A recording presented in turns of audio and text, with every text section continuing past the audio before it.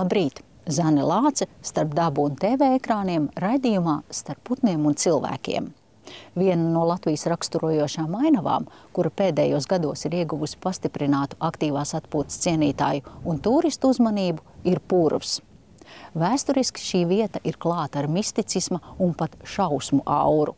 Bet pašam ieejot purvā, noslēpumainības migla klīst. Baskervilu suņu baiso kaucienu un citu purva ērmu dvesienu vietā mēs šeit sadzirdam putnus.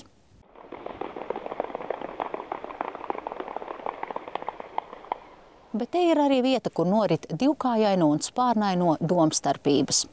Lai gan šķiet, ko gan vēl bez ogošanas cilvēks varētu darīt purvā, tomēr tā ir bijusi un vēl joprojām ir aktīva saimniekošanas vide. Un līdz ar to te tiek risinātas cilvēku un putnu attiecības.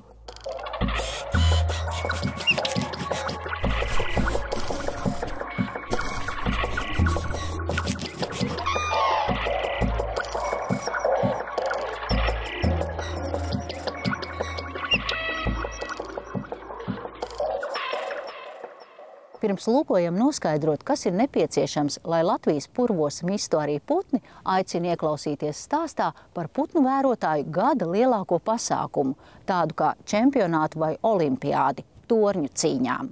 Šis pasākums norit jau 13. gadu un ik reizi pulcē kopā lielāko skaitu putnu vērotāju visā Latvijā. Šobrīd atrodos Trīspavāra restorānā, kur burtiski pirms brīža putnu vērošanas sacensību torņu cīņas dalībnieki devās savā cīņā uz dažādām Latvijas vietām. Torņu sarakstu, uz kurām devās, šīs komandas var atrast internetu vietnē torņucīņas.lv, un tur var arī apskatīt visus citus torņus, uz kuriem var doties ik viens interesants vērot putnus, tā teikt, gan uz tiem, kur jau ir devušās komandas, gan ir uz citiem torņiem un piedalīties tā saucamajā brīvajā klasē, kaut vai novērot dažus putnus un ziņot par tiem portālā dabasdati.lv.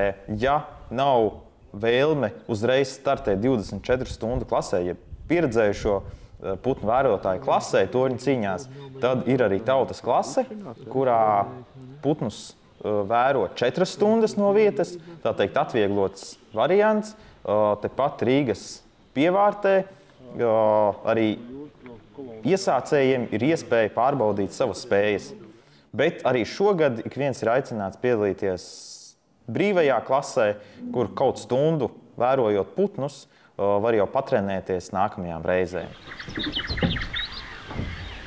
Lielākais gandarījums jau ir tas, ka tu esi pavadījis labi laiku kādā no putnu vietām, jo putnu vērošanas torņi parasti tiek būvēti ļoti labās putnu vērošanas vietās, kā arī komandas biedri, ar kuriem tad var arī izjust šo komandas garu, un, protams, arī sacensību gars, kas ļoti daudziem ir tas dzinulis, kāpēc piedalīties šādās sacensībās.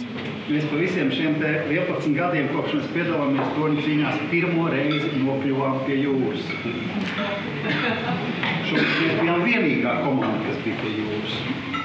Un šī ir pirmā reize, kad mums ir 3. un nevis 2. vieta. Sacensībās līdzjutēju kārtā var piedalīties ik viens, arī tie, kuri putnus nepazīst. Komandas sacenšas arī par cilvēku apmeklējumu un ar prieku dalīsies gan zināšanās par novērotajiem putniem, gan arī ļaus palūkoties teleskopā, lai putnus saskatītu pavisam tuvu. Vairāk informāciju par sacensībām var meklēt portālā torņucīņas.lv.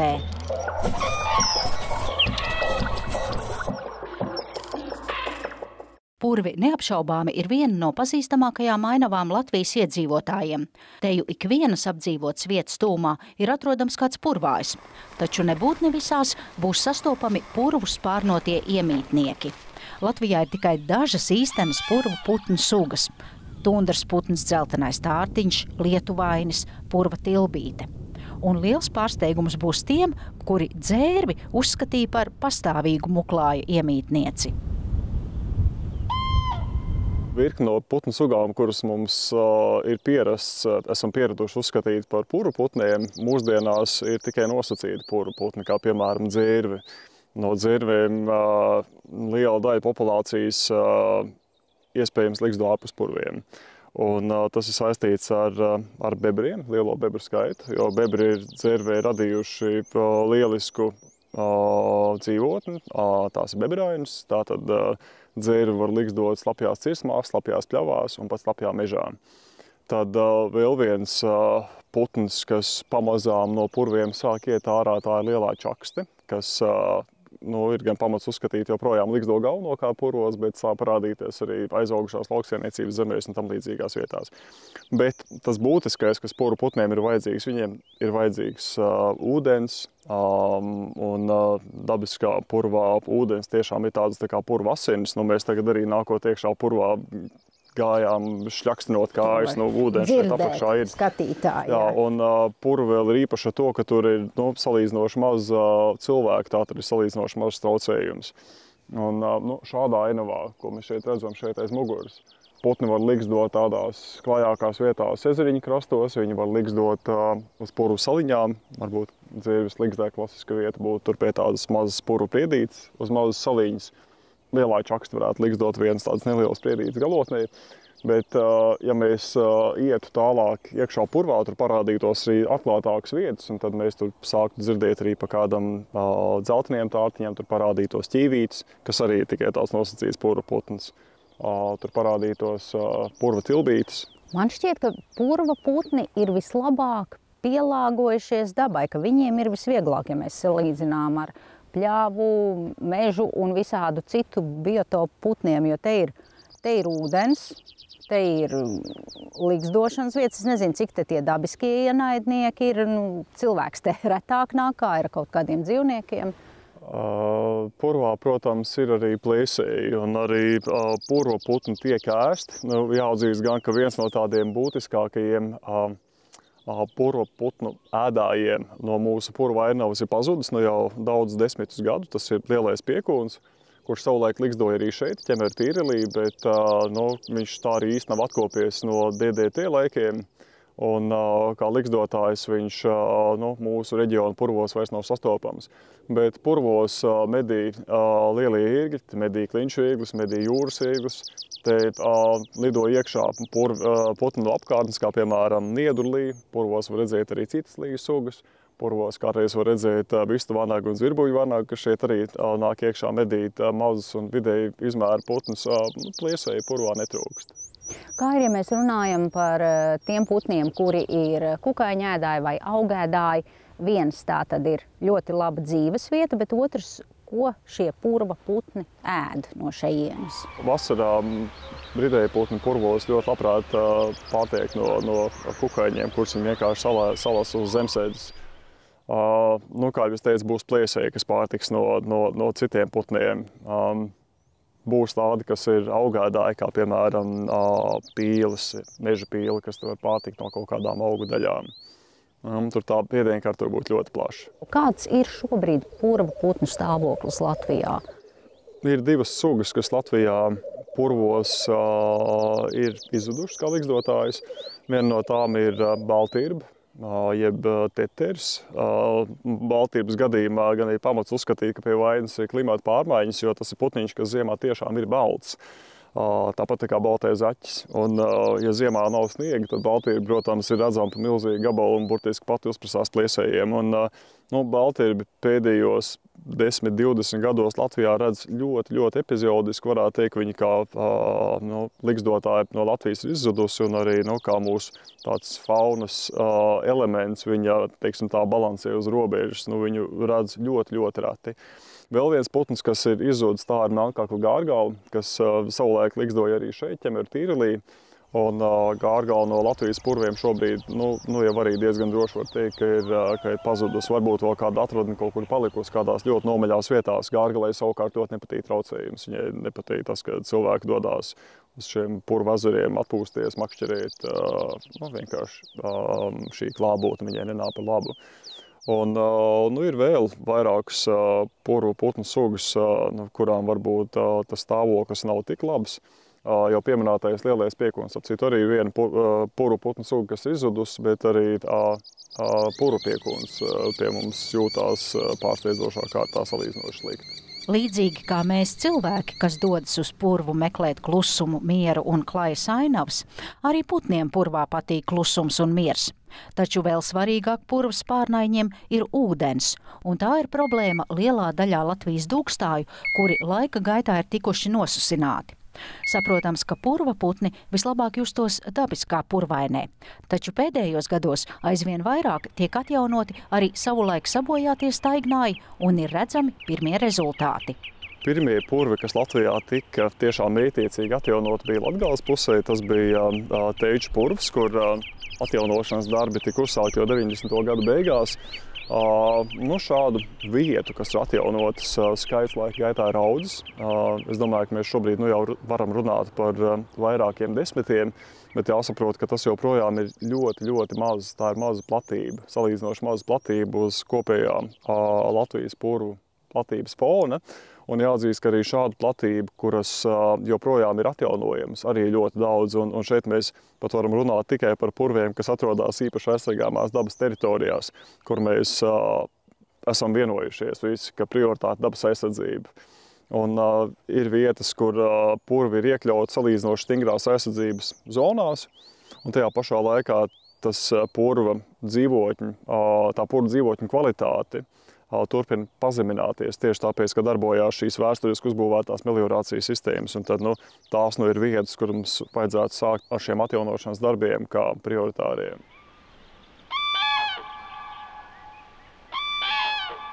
Viens tāds piemērs ir šeit ķemeros, mēs viņam šorīt gājām garām. Tātad tas ir ķemeru tīreļa karjeras, kurā kūdrus ieguva savulaik tika pārtraukta un meliorācijas sistēmas tika atstātas strādājot tā, kā viņas tur tika izveidotas. 2006. gadā mēs pacēlām ūdens līmeni, apludinot Frēzlauku. Un ja pirms tam tas bija tāds sauss kūdras tuksnesis, tad tagad mēs varam redzēt, kas tur notiek. Tur ir varbūt 5 vai 10 pāri ķīvīši, tur ir parādījušās pļautilbītes, tur iekšā ir purva tilbītes, tur iekšā vairāk sugu pīles, tur varbūt iekšā upes tārtiņi, pat dažas kāju sugas. Tātad arī šādas atjaunotas vietas var būt ārkārtīgi vērtīgas, un galvenais tajā visā stāstā ir ūdens. Te mēs varam arī redzēt, kā notiek tad purva atjaunošanas process. Jā.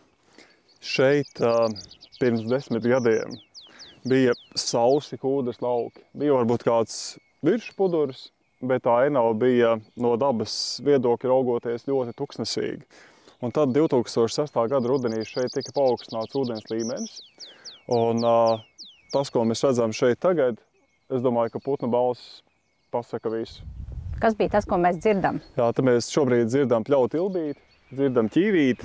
Šajā gabalā, te liksto varbūt 5, varbūt 10 ķīvīšu pāri, te ir, varbūt 3 pļautilbīšu pāri, bet šeit iekšā arī purva tilbīte, te ir upes tārtiņš, te ir krīkļi, meža pīles, tās mēs arī iepriekš redzējām. Te var redzēt arī gaigals, kuras tepat, kā arī ir apkārtnē pa tiem sausajiem kokiem dzilnu dobumos liksto. Tātad varētu teikt, ka šī vieta putnu ziņā burtiski vārās. Un tad mēs varētu nolikt blakus 2 dažādas situācijas. 10 gadus atpakaļ, kad šī vieta bija sauss tuksnesis, kūdras tuksnesis, te bija varbūt kāda koku čipsti, varbūt kāda reta baltā cielauva, un mēs noliekam otrā pusē situāciju šobrīd. Es domāju, ka te komentāri nav vajadzīgi. Te ūdens putni var pērties, un te ir tās tevis pieminētās saliņas, mēs redzam netālu. Jā, tieši tā. Tas, kas ir vajadzīgs pļautilbītei un ķīvītei, ir šī zemā veģetācija uz slapja substrāta. Un ķīvīti var sēdēt uz kādu cinīšņu, ja mēs tagad paņemtu kādu spēcīgāku optiku un tā rūpīgi visu šo lauku nopētītu, mēs ik pa gabalam redzētu ķīvītes galvu, kas spīd ārā no tiem grīšļiem. Ja? Un tie bērzu stumbenīši, ko mēs te redzam pa vidu ūdenī, tad tās ir tās pēdējās atliekas no kādreizējās saimnieciskās darbības. Un te bija šur tur arī tāds skraišs, varētu pat teikt tāds skraišs jaunu bērzu audzes, un atjaunojot purvus ir 2 scenāriji. Viens scenārijs ir pirms tam šos kokus novākt, otrs variants ir šo teritoriju apludināt un ļaut, lai viss notiek dabiski. Šajā teritorijā tika izvēlēts otrs scenārijs, tātad ūdens līmenis tika paaugstināts, un šie koki pamazām paši nokalta, sabruka, un tagad te ir palikuši vairs tikai tādi reti stumbeņi. Vai te vēl kaut kas varētu mainīties, vai mēs esam kaut kāda procesa vidusposmā? Visticamākais šeit parādīsies stipri vairāk sfagnu sūni nekā ir tagad. Viens scenārijs, ko mēs nevaram ieslēgt, ka varētu parādīties niedri. Tas, ko mēs drīzāk vēlētos šeit redzēt, ir, lai šeit pēc iespējas ilgāk saglabājās tāda atklāta slīkšņaina ainava, kādu mēs redzam šeit šobrīd. Ja mēs salīdzinām niedrājus un salīdzinām šādus ainavus, kādu mēs redzam šeit, niedrāju Latvijā ir krietni vairāk nekā šādu slapju, slīkšņainu, salīdzinošu atklātu vietu. Niedrājos, protams, arī ir īpaši putnu sugas, kas tur ligzdos. Šobrīd pamats uzskatīja, ka Latvijā visdrūmākās perspektīvas ir tieši putniem, kas saistīti ar slapjām pļavām, ar šādu slapju, atklātu un slīkšņainu ainavu. Palūkosimies uz vēl kādu piemēru, kurā redzams, kā purvus var atjaunot. Jūsu uzmanībai Melnā ezera purvs, kas atrodas īpaši aizsargājamā dabas teritorijā un šobrīd ir atguvis tam vajadzīgo ūdeni grāvjos. To pirms 5 gadiem paveica, uzbūvējot 54 kūdras aizsprostus, tādējādi saglabājot ūdeni purvā un neļaujot tam aizplūst. Šajā teritorijā, kā aizsargājuma teritorija, tika izveidota, lai šeit saglabātu un būtu uzturēšanās vieta purvu tilbītei, kur ir īpaši aizsargājuma suga Latvijā un Eiropas Savienībā. Šeit, protams, arī ļoti daudz putni ir. Šeit ir ne tikai tāda purvu putni. Mēs šodien arī redzējām šos aplūdušos kūdras laukus. Tur ir ūdens putni. Šeit ir, piemēram, konstatēts ligzdojošs ūpis vai vakarlēpis. Tā kā ir šajā mazā teritorijā ir faktiski, varētu teikt, samērā daudz šo putnu. Kādreiz Cenas tīrelis ir bijis viens no lielākajiem purviem Latvijā ar kopējo platību apmēram 10 000 hektāru. Un tagad situācija ir sekojoša, kad ir saglabājies tikai Cenas tīreļa dabas liegums nedaudz vairāk par 2000 hektāru un šis mazais 317 hektāru lielais Melnā ezera purvs. Tātad pārējā platība, ja mēs paskatāmies uz kartēm, tātad notiek kūdras ieguve, ir lauksaimniecības zemes un apbūve. Tā kā šīs ir tādas saliņas Rīgas tūmā, kur patvērties ir augiem, putniem un daudzai tātad purvu un meža dzīvai radībai, ieskaitot arī dzīvniekus un kukaiņus, un ne tikai augus. Un, ja mēs runājam par Cenas tīreli un Melnā ezera purvu kā tādu visu ekosistēmu kopumā, tad šeit ir sastopams tāds interesants augs kā Cenas tīrelī, kā pundurbērs, kurš faktiski ir tundras augs, un šeit Latvijā ir īpaši aizsargājums augs. Līdzās kūdras ieguves laukiem saprotams, ka šādu mazu saliņu aizsargāt nav viegls darbs. Arī pats purvs nav gluži dabisks.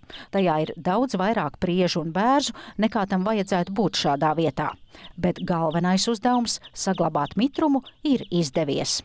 Palūkosimies, kā aptuveni izskatījās šis tīrelis pirms tā mērķtiecīgas apludināšanas.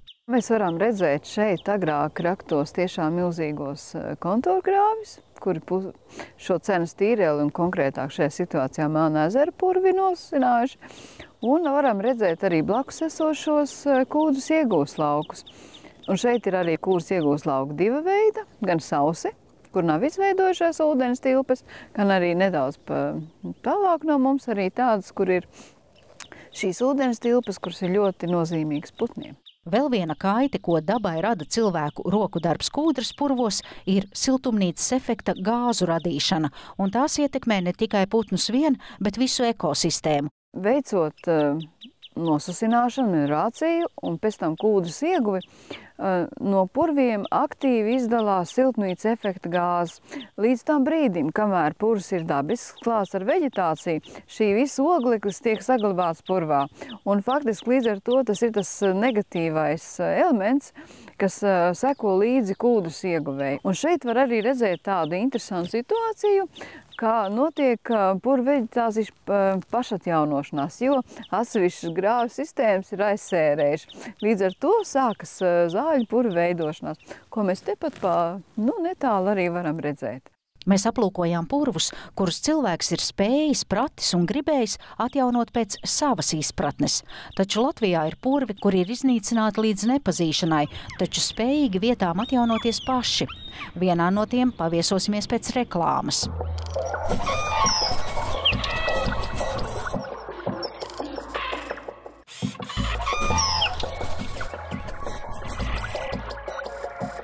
Šodien izzinām, kādi putni mīt Latvijas purvos un kā tiem tur klājas. Esam atbraukuši uz kādu dūkstāju, vai pareizāk sakot, sausu un tuksnešainu vietu, kas reiz bija purvs, uz Medem purvu.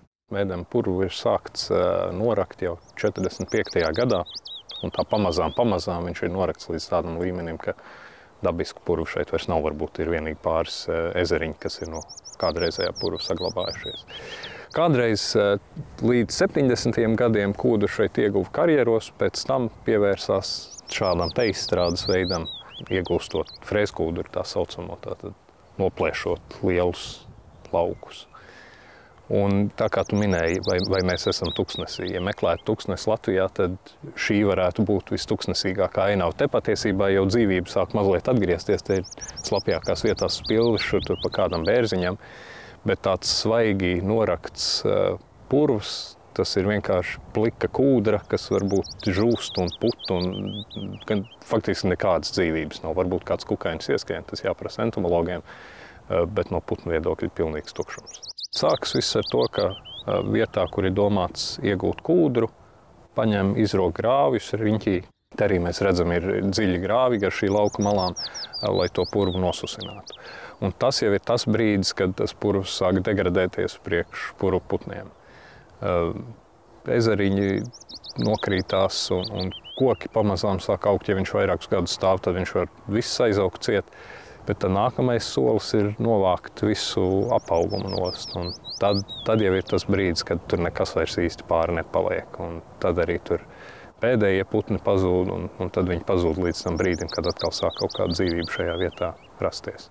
Mēs vēl joprojām atrodamies Medem purva apkaimē, tepat Pierīgā, bet īsā laikā mēs esam izstaigājuši un redzējuši vairākas dažādas dabas ainavas. Un šis purvs, ne purvs, purva ezers.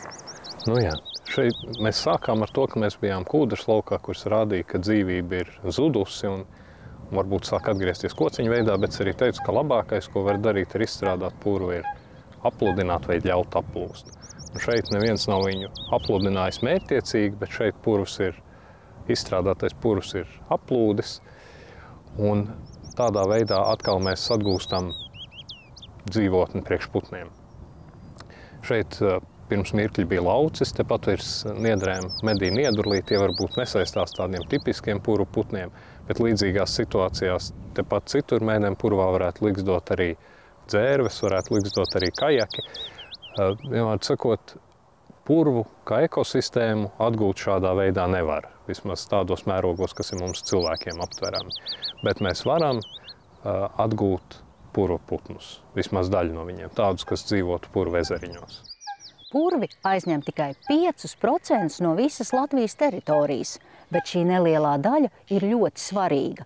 Gan kā mitrāja, kas uzkrāj ūdeni, gan kā mājoklis dažādām augu un dzīvnieku sugām, gan arī kā tautsaimniecības vieta, jo kūdrai ir būtiska loma valsts ekonomikā. Bet ir jāatceras, ka purvu norokot, to sākotnējā stāvoklī nevar atjaunot.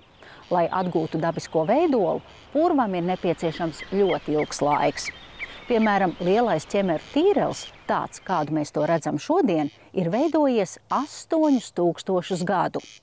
Bet labā ziņa ir tā, ka cilvēka dzīves laikā noraktajam purvam atdodot atpakaļ ūdeni, tajā atkal uz dzīvi atgriežas putni.